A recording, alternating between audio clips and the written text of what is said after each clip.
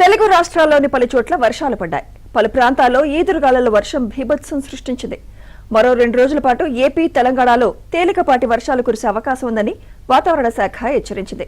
విజయనగరం జిల్లాలో పిడుగుపాటుకు 2 మృతి చెందారు. ఏపీ, తెలంగాణలో పలు జిల్లాల్లో భారీ వర్షాలు కురిశాయి. విజయవాడ పరిసర ప్రాంతాల్లో వర్షంతో ప్రకాశం బ్యారేజీకి వరద నీరొచ్చి చేరుతోంది. దీంతో 4 గేట్లు ఎత్తి నీటిని సముద్రంలోకి విడుదల చేస్తున్నారు. ఇక విజయనగరం, మన్యం, అల్లూరు జిల్లాల్లో ఉరుములు, మెరుపులతో కూడిన వాన కురిసింది.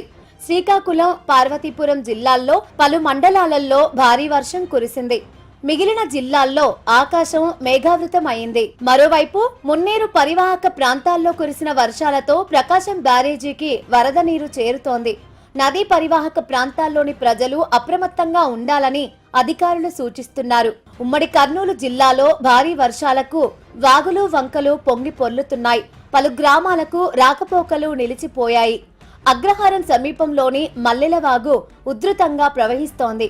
ఎగువ ప్రాంతాల నుంచి భారీగా వరద నీరు చేరడంతో ఎమిగన్నూరు, పత్తికొండ ప్రధాన రహదారిపై రాకపోకలు నిలిచిపోయాయి.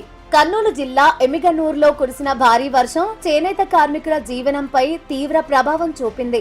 చేనేత కుటుంబాలు ఉపాధి కోల్పోయే పరిస్థితి వచ్చింది. మగ్గాల గుంటల్లో వర్షపు నీరు చేరడంతో వస్త్రాలు నేయడం పూర్తిగా నిలిచిపోయింది. ప్రభుత్వం తమ సమస్యను గుర్తించి స్టాండ్ మగ్గాలను సబ్సిడీపై అందించాలని కోరుతున్నారు.